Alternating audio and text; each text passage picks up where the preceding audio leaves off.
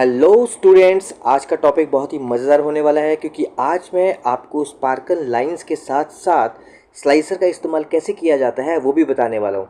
तो चलिए फटाफट से एक डाटा रेडी कर लेते हैं सबसे पहले, क्योंकि विदाउट डाटा ये कमांड्स नहीं चलेंगी। तो हमें एक डाटा तैयार करना पड़ेगा और उस डाटा पे हम ये दोनों कमांड्स में आपको करके दिखाऊंगा। तो मैं इसे बहुत डीपली वर्जन में आपको करके दिखाने वाला हूँ, थोड़ा ध्यान से देखिएगा और वीडियो लास्ट तक देखिएगा क्योंकि पहले ही बहुत वीडियो छोटा बना है, तो आप इजीली इसे देख सकते हैं। तो चलिए ये हमने डाटा यहाँ पर रेडी कर लिया है। सबसे पहले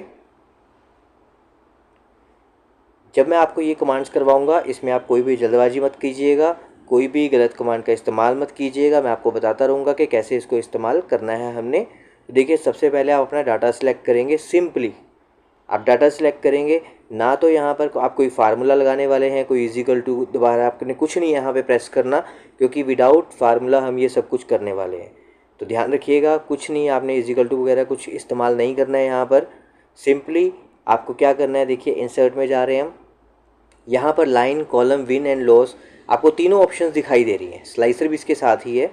तो आप क्या करेंगे, सिंपली इस पर क्लिक करेंगे लाइन वाले पर, और जो डाटा रेंज है उसमें रोहित से लेके दीपक तक के मार्क्स को आप सिलेक्ट करेंगे एंड ओके कर देंगे। आप देखिए यहाँ पर क्या हुआ, स्पार्कल लाइन आ चुकी है। अब इसे हाईलाइट कर सकते हैं आप यहाँ से, या फिर जो लो पॉइंट है उसे आप हाईलाइट कर सकते हैं। ये आपने अपने वर्क के अकॉर्डिंग चेकआउट करना है। इसमें जैसे जैसे आप मार्क्स देंगे वैसे वैसे आप देखिए यहाँ पर चेंजेस होने शुरू हो रहे हैं। सबसे बड़ी बात यही है कि आप कैसे इसका यूज़ करते हैं और आपको ये यूज़ करना आना चाहिए, सबसे मायने ये बात रखती है। अब देखिए ऊपर बहुत सारी इससे रिलेटेड ऑप्शन मिल जाती है। जब आप इस ग्राफ पे क्लिक करेंगे स्पार्कल लाइन पे, तो जो मेरे हाईलाइट पॉइंट, जो हाईएस्ट पॉइंट है उनको मैंने हाईलाइट किया हुआ है यहाँ पर। अब मैं इसे नीचे ड्रैग कर देता हूँ। आप देखिए सभी नंबर्स के साथ ये प्रॉपर यहाँ पर आना शुरू हो गया है। अभी जो इसके अंदर काफ़ी सारी सेटिंग्स आती हैं वो आप चेंज कर सकते हैं। यहाँ से डिज़ाइन में जाकर आपको वहाँ पे बहुत सारी ऑप्शंस मिलती हैं, आप वहाँ इसका इस्तेमाल कर सकते हैं, इसको चेंजेस कर सकते हैं।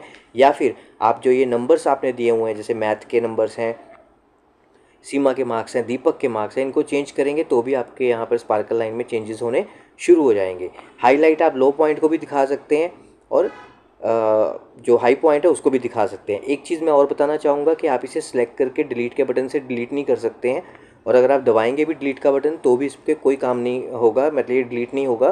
तो इसके लिए सिंपली आपको क्या करना है, होम में आपको क्लियर का ऑप्शन आता है, वहाँ पर जाके आपको क्लियर ऑल पे क्लिक करना है। तो यही इसको यहाँ से डिलीट करने का एक ऑप्शन है आपके पास।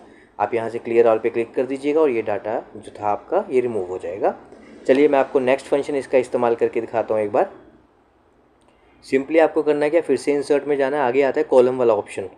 तो कई लोगों को कन्फ्यूज़न होती है कि कॉलम वाला ऑप्शन हम कैसे यूज़ कर सकते हैं। देखिए मैं आपको सिंपल बता रहा हूँ, आपने अपना डाटा सेलेक्ट किया, ओके किया, लेकिन ये कोई प्रॉपर वैल्यू नहीं है, प्रॉपर आपका डाटा नहीं है, क्योंकि अगर आप इसे नीचे को ड्रैग भी कर देंगे ना, आप देखेंगे सभी पे कुछ ऐसा ही आएगा। देखिए हाईलाइट कर रहा हूँ मैं, पॉइंट हाईलाइट हो रहे हैं, यहाँ पे पॉइंटेड लो पॉइंट भी हाईलाइट हो रहा है ना। यहाँ पर आप नेगेटिव पॉइंट्स, अब नेगेटिव पॉइंट कैसे क्रिएट करोगे यहाँ पे, उसके लिए आपको यहाँ पर माइनस की वैल्यू देनी पड़ेगी ऐसे। तो देखिए आपका नेगेटिव पॉइंट ऑटोमेटिकली हाईलाइट हो गया। तो कई लोगों को कमांड ज़रूर आती हैं बट इतना डीपली वो नहीं कर पाते हैं, तो आपको ये चीज़ें समझनी है कि आप कैसे नेगेटिव पॉइंट्स को हाईलाइट कर सकते हैं, लास्ट पॉइंट को हाईलाइट कर सकते हैं। तो ये चीज़ें आपने समझनी है। उसके अलावा यहाँ बहुत सारे आपको फीचर्स मिल जाते हैं, आप इनका इस्तेमाल कर सकते हैं। देखिए यहाँ पे बहुत सारे ऑप्शंस आ रही हैं आपके पास, आप इनको यूज़ कर सकते हैं और इसे भी आप ऐसे ही नीचे नीचे को ड्रैग कर सकते हैं। बस याद रखिए अगर नेगेटिव पॉइंट देखना है तो आपको वैल्यू भी माइनस में डालनी पड़ेगी। जो मैं आपको अगला इसमें ऑप्शन बताने वाला हूँ उसमें मैं सभी वैल्यूज़ को नेगेटिव करके फिर आपको दिखाऊंगा कि इसको आप कैसे इस्तेमाल कर सकते हैं। इसको हटाने का मैंने आपको पहले ही बताया हुआ है कि डिलीट के बटन से नहीं आप हटा सकते, आपको क्लियर ऑल करना पड़ेगा, तभी आप इसे रिमूव कर सकते हैं यहाँ से। तो चलिए अब इस थोड़ा डीपली देखते हैं। तो विन एंड लॉस में चलते हैं। तो विन एंड लॉस में क्या होता है कि आप अपना डाटा फिर से यहाँ पे सिलेक्ट करेंगे। ये देखिए हमने सिलेक्ट कर लिया और यहाँ पर आप ओके कर देंगे, ये आ गया। अब आप इसे बेशक नीचे को खींच सकते हैं सारे को, आप देखेंगे सबका रिजल्ट सेम है। सेम क्यों आया, क्योंकि वो ऐसी वैल्यू के लिए नहीं है, आपको कुछ वैल्यूज़ माइनस में यहाँ पर देनी पड़ेंगी। तो देखिए मैं माइनस में यहाँ वैल्यू देने वाला हूँ, ध्यान से देखिए आप। तो ये देखिए यहाँ पर चेंजेस होने शुरू हो चुके हैं। तो विन एंड लॉस में आपको थोड़ा ऐसे अपनी वैल्यूज़ को चेंज करना पड़ेगा ताकि आपको रिज़ल्ट जो है वो प्रॉपर यहाँ पर शो हो सके।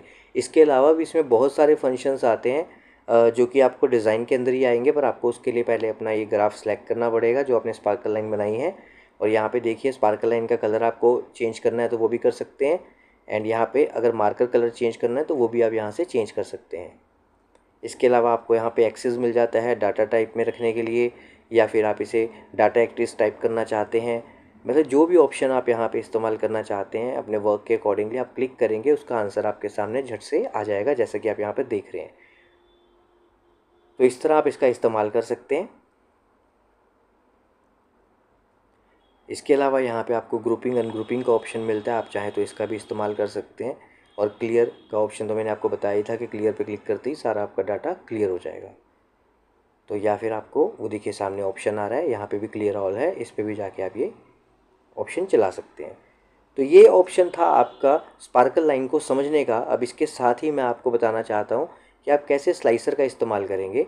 तो देखिए पहले मैं एक रिकमेंडेड चार्ट यहाँ पे हम क्लिक कर रहे हैं, मैं आपको चार्ट की वैल्यू में कुछ समझाना चाहता हूँ। तो देखिए यहाँ पे माइनस की वैल्यू मैंने ली हुई है ऑलरेडी, जो मेरा पीछे टेबल है उसमें माइनस की वैल्यू ली हुई है। और देखिए यहाँ पे कितना अच्छा ग्राफ आ रहा है विद माइनस वैल्यू। यहाँ कॉल आउट पे क्लिक कीजिए आप नीचे, ऐड डाटा कॉल आउट, क्योंकि लेबल वाला फंक्शन थोड़ा पुराना हो गया, कॉल आउट में ज़्यादा फीचर एक्टिवेट हो जाते हैं। आप इस पर क्लिक कर दीजिए और जैसे ही आप क्लिक करेंगे आप देखिए यहाँ पर आपको पूरी डिटेल आनी शुरू हो जाएगी।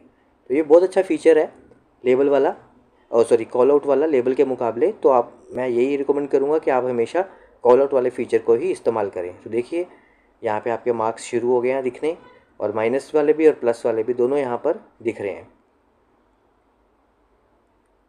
तो देखिए है ना बड़ा मज़ेदार।